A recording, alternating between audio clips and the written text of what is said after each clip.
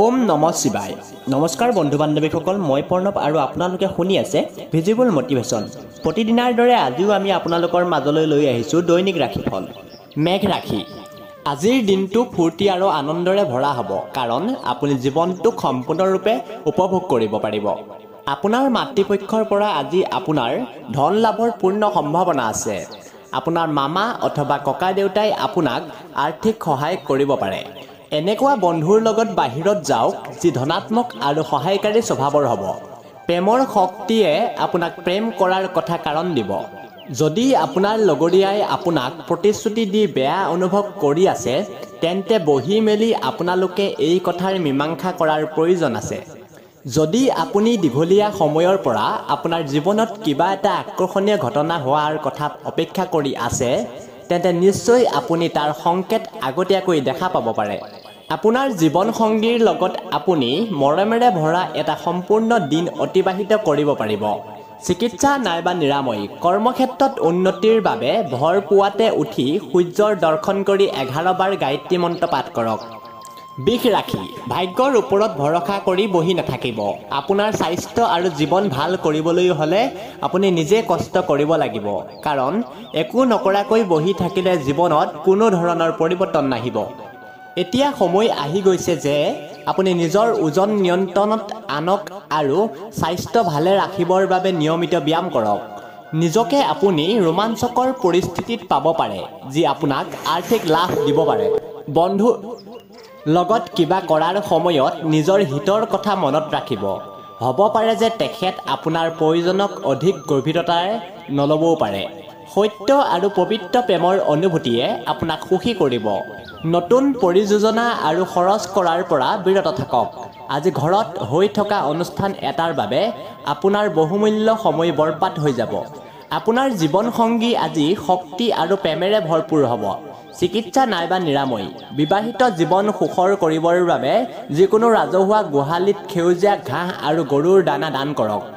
মিথুন ৰাশি। স্বাস্থ্যৰ লগত জড়িত কাৰ্যক্ৰম আৰম্ভ কৰাৰ বাবে আজি ভাল দিন।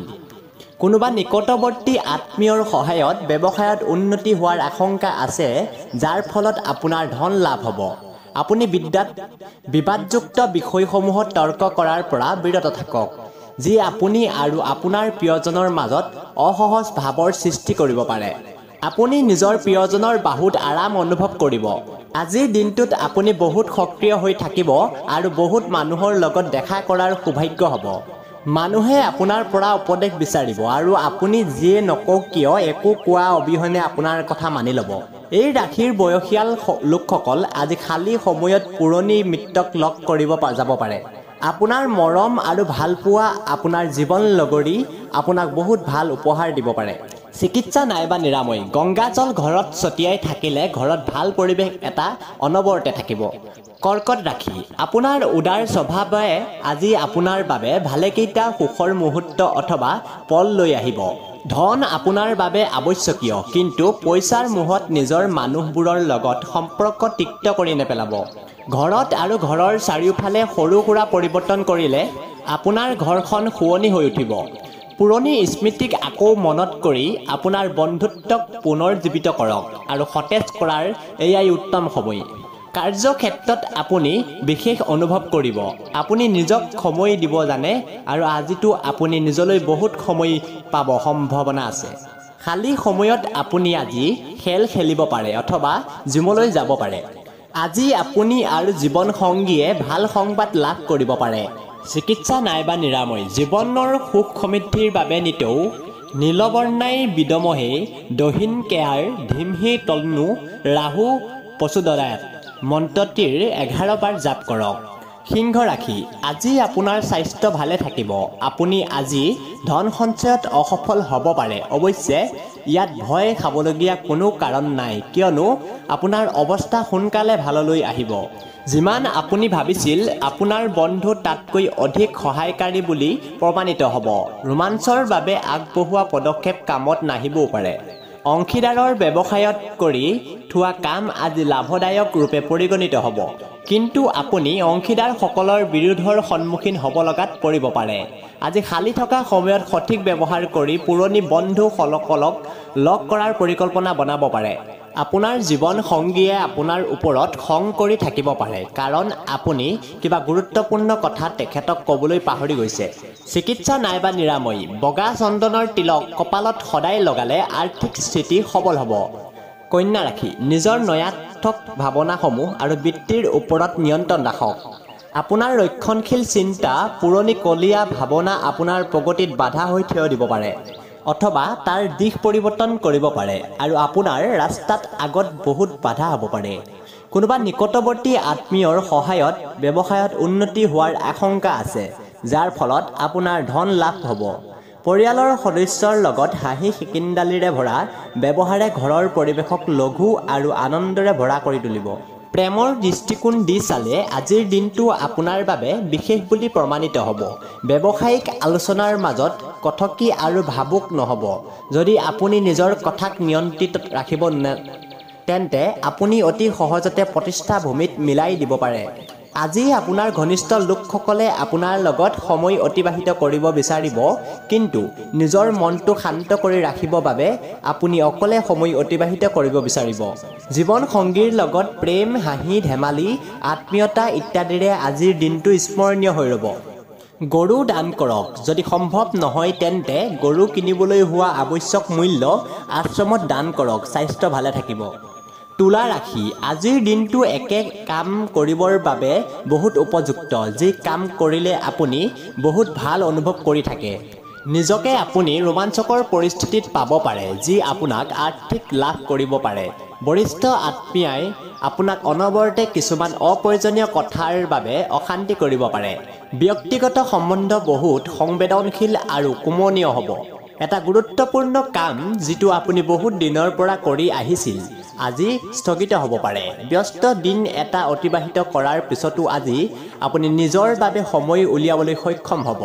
বাকী সময়ত আপুনি আজি ৰচনাত্মক কাম কিছুমান কৰিব পাৰে। আপোনাৰ জীৱনসংগী সম্ভৱতঃ কাম-কাজক লৈ অধিক ব্যস্ত হৈ পৰিব আৰু এয়াই আপোনাৰ উদাস মনৰ কাৰণ হ'ব। চিকিৎসা নাইবা নিৰাময়। সৰ্পকাৰ আঙুঠি পৰিধান কৰিলে পাৰিবাৰিক জীৱনত সুখ লাভ কৰিব। বৃশ্চিক ৰাশি। আপোনাৰ চাৰিওফালে থকা কুঁৱলী যিয়ে আপোনাৰ প্ৰগতিত বাধা দিয়ে, এয়াই সময় আপুনি তাৰ পৰা ওলাই অহাৰ। আজি আপুনি আপোনাৰ সেই বন্ধুবোৰৰ পৰা দূৰত থাকিব যিসকলে আপোনাৰ পৰা পইচা ধাৰত লৈ ঘূৰাই নিদিয়ে। ঘৰৰ কোনো এজন সদস্যৰ ব্যৱহাৰৰ কাৰণে আপুনি চিন্তিত থাকিব। আপুনি তেখেতৰ লগত কথা পাতিব লাগে। যিয়েই নহওক কিয় ভালকৈ বুজি আৰু ভাবি চিন্তি কওক, কাৰণ ৰুক্ষ শব্দই শান্তি বিনষ্ট কৰে আৰু প্ৰিয়জনৰ লগত দূৰত্ব বঢ়াই তোলে। পৰিস্থিতিত বিকশিত কৰা ব্যৱসায়িক সম্বন্ধৰ বাবে আপোনাৰ বহুতো লাভ হ'ব। সন্ধিয়া সময়খিনি ভালকৈ কাটক, তাৰ বাবে আপুনি গোটেই দিন মন লগাই কাম কৰাটো জৰুৰী। জীৱনসংগীৰ লগত বাদ বিবাদ হোৱাৰ বহুত বেছি সম্ভাৱনা আছে। ভালভাৱে প্ৰেমৰ সম্পৰ্ক ৰক্ষা কৰি চলিবৰ বাবে চিল্ক অথবা ছেটিনৰ সৰু বগা কাপোৰৰ টুকুৰা এটা সদায় নিজৰ পকেটত ৰাখক, কিন্তু মনত ৰাখিব কাপোৰখন সদায় চাফা কৰি ৰাখিব। ধনু ৰাশি। সেই ধাৰণাসমূহ চিনাক্তকৰণ কৰক যি আপোনাক প্ৰেৰণা দিব পাৰে। ভয়, শংকা আৰু লোভ যেনেকুৱা নয়াৰ্থক ভাৱনাসমূহ এৰক, কাৰণ এই চিন্তাসমূহ যিবোৰ বস্তুক আকৰ্ষিত কৰে যিবোৰ আপুনি নিজৰ জীৱনত নিবিচাৰে। দীঘলীয়া সময়ৰ পৰা পাবলগীয়া পইচা আজি অৱশেষত আপুনি পাই যাব। আত্মীয়ৰ পৰা আপুনি অনাকাংক্ষিতভাৱে আজি উপহাৰ পাব, কিন্তু আপুনি ইয়াৰ সলনি আন কিবাহে বিচৰাৰ পূৰ্ণ সম্ভাৱনা আছে। আপোনাৰ প্ৰিয়জনৰ ওচৰৰ পৰা দূৰ হোৱাৰ স্বত্তেও আপুনি তেখেতৰ উপস্থিতি অনুভৱ কৰিব। আপোনাৰ বছ অথবা বৰিষ্ঠসকলক আজি ঘৰত আমন্ত্ৰিত কৰাৰ বাবে এটা শুভ দিন। আজি আপুনি নিজৰ মানুহৰ পৰা আঁতৰি ক'ৰবাত নিৰলে গৈ থকা পছন্দ কৰিব, ফলস্বৰূপে মনত শান্তি প্ৰাপ্ত হ'ব। আজি আপুনি আৰু জীৱনসংগীয়ে ভাল সংবাদ লাভ কৰিব পাৰে। চিকিৎসা নাইবা নিৰাময়। পাৰিবাৰিক জীৱন সুচাৰুৰূপে চলাবলৈ হ'লে মিঠা ৰুটি কুকুৰক ভোগ কৰক। মকৰ ৰাশি। অযুক্তিকৰ কথাত এনেই তৰ্ক কৰাত নিজৰ শক্তি ব্যয় নকৰিব। মনত ৰাখিব যে বাদ বিবাদৰ ফলত আপুনি একো লাভ কৰিব নোৱাৰে, কিন্তু লোকচান নিশ্চয় হ'ব পাৰে। কোৰ্টত চলি থকা অৰ্থ সম্বন্ধীয় যিকোনো কেছত আপুনি জয় লাভ কৰিব পাৰে, যাৰ ফলত লক্ষ্মীৰ আগমন হ'ব পাৰে। বন্ধু সন্ধিয়া সময়ৰ বাবে এটা ভাল পৰিযোজনা বনাই আপোনাৰ দিন আৰু সুখী কৰি তুলিব। আপোনাৰ প্ৰিয়জনে আপোনাৰ পৰা প্ৰতিশ্ৰুতি বিচাৰিব, কিন্তু এনেকুৱা প্ৰতিশ্ৰুতি নিদিব যি আপুনি সম্পূৰ্ণ কৰিব নোৱাৰে। অফিচৰ কথা যদি কয় তেন্তে আজি আপোনাৰ টীমৰ সকলোতকৈ অধিক অস্থিৰ ব্যক্তি আজি বহুত বুদ্ধিয়কৰ দৰে কথা ক'ব। আজি মানুহ আপোনাৰ বহুত প্ৰশংসা কৰিব যি আপুনি শুনিব বিচাৰি আছিল। পাৰিবাৰিক বিবাদৰ বাবে আজি আপোনাৰ বৈবাহিক জীৱন বহুত প্ৰভাৱিত হ'ব পাৰে। চিকিৎসা নাইবা নিৰাময়, ৰঙা ৰঙৰ কাপোৰ অধিক পৰিধান কৰিলে স্বাস্থ্য ভালে থাকিব।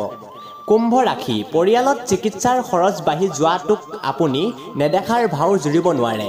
নতুন যোজনা এটা আপোনাৰ চকুত লাভান্বিত দৰে দেখিব, কিন্তু আশা কৰা মতে আপোনাক লাভ দিব নোৱাৰিব। বিনিয়োগ কৰা সময়ত অতি সোনকালে কোনো নিৰ্ণয় নলয় যেন। আপুনি আপোনাৰ বাকী সময় সন্তানৰ লগত অতিবাহিত কৰিব বিচাৰে। লাগে ইয়াৰ লগত আপোনাৰ কিবা বিশেষ একোৱেই কৰিব নালাগে। আপোনাৰ সম্পত্তি বাঢ়িব আৰু আপুনি সহজতে বিপৰীত লিংগৰ লোকক নিজৰ পিনে আকৰ্ষিত কৰিব।